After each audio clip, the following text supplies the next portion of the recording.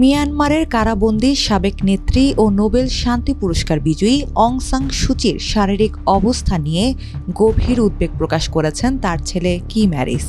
দীর্ঘদিন ধরে মায়ের কোনো খোঁজ না পাওয়ায় তিনি আশঙ্কা করছেন সুচি হয়তো আর বেঁচে নেই, এমনকি মারা গেলেও তিনি তা জানতে পারবেন না। সম্প্রতি জাপানের রাজধানী টোকিওতে মার্কিন বার্তা সংস্থা রয়টার্সকে দেওয়া এক সাক্ষাৎকারে কিম হ্যারিস বলেন, 2021 সালে আমার মায়ের সরকারকে সামরিক বাহিনী উৎখাত করে। এরপর গত কয়েক বছরে আমি আমার 80 বছর বয়সী মায়ের সঙ্গে কথা বলতে পারিনি। এ সময় শুধু পরোক্ষ সূত্রে মাঝে মধ্যে তার হৃদযন্ত্র, হাড় এবং মাড়ির সমস্যার কথা জানতে পেরেছি। তিনি আরও বলেন, তিনি দীর্ঘদিন ধরে স্বাস্থ্য সমস্যায় ভুগছেন। 2 বছরের বেশি সময় ধরে কেউ আমার মাকে দেখেনি। তার আইনজীবীর সঙ্গেও দেখা করার সুযোগ নেই, এমনকি পরিবারের সদস্যদের সঙ্গেও যোগাযোগ করতে দেওয়া হয়নি।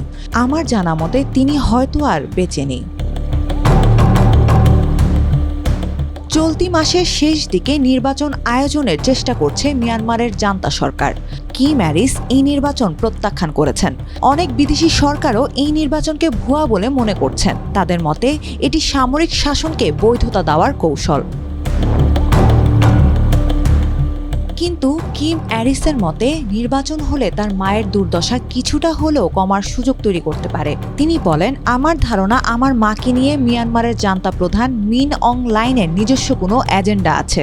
জনমতকে শান্ত করতে তিনি যদি আমার মাকে নির্বাচনের আগে বা পরে মুক্তি দেন বা গোপন বন্দিদশা থেকে গৃহবন্দিতে সরিয়ে নেন, তাহলেও অন্তত আশা করার মতো কিছু একটা হবে।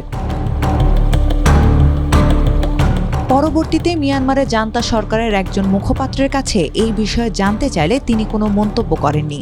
অতীতে মিয়ানমারের সামরিক বাহিনীর ইতিহাসে জাতীয় দিবস বা গুরুত্বপূর্ণ ঘটনাকে কেন্দ্র করে বন্দীদের মুক্তি দেওয়ার নজির রয়েছে। এর আগে 2010 সালে একটি সাধারণ নির্বাচনের কয়েকদিন পর অং সান সুচিকে মুক্তি দেওয়া হয়েছিল। এর মাধ্যমে তার দীর্ঘ আটকা অবস্থার অবসান ঘটে।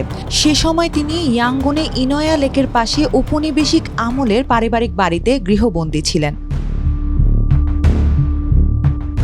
এরপর 2015 সালে নির্বাচনের মাধ্যমে সুচি কার্যত মিয়ানমারের শীর্ষ নেতৃত্বে পরিণত হন। এটি ছিল প্রায় 1/4 শতাব্দীর মধ্যে দেশটির প্রথম মুক্ত ও প্রতিদ্বন্দ্বিতাপূর্ণ নির্বাচন। তবে পরে রোহিঙ্গা মুসলিম সংখ্যালঘুদের বিরুদ্ধে সংঘটিত গণহত্যার অভিযোগে তার আন্তর্জাতিক ভাবমূর্তি মারাত্মকভাবে ক্ষতিগ্রস্ত হয়।